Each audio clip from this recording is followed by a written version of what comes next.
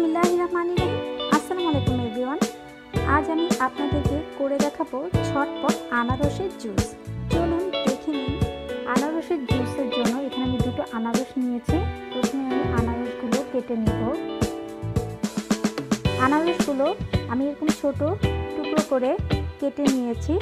আর এই জুস বানাতে আমার যা যা লাগবে, হাফ টিস্পুন বিট লবণ নিয়েছি আর 1 কাপ পানি নিয়েছি। একটা ব্লেন্ডারের জগে আমি আনারসগুলো নিয়েছি, দিয়ে দিব হাফ টিস্পুন লবণ আর 1 কাপ পানি দিয়ে আমি সবগুলো উপকরণ ব্লেন্ড করে নিব।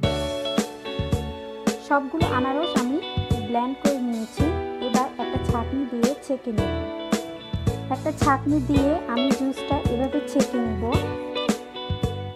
সবগুলো জুস আমি ছেঁকে নিয়েছি। হয়ে গেল ভীষণ মজার আনারসের জুস। আপনারা চাইলে বরফ দিয়ে পরিবেশন করতে পারেন। সবাই অনেক ভালো থাকবেন এবং সুস্থ থাকবেন। আজ এখানেই বিদায় নিচ্ছি। আল্লাহ হাফেজ।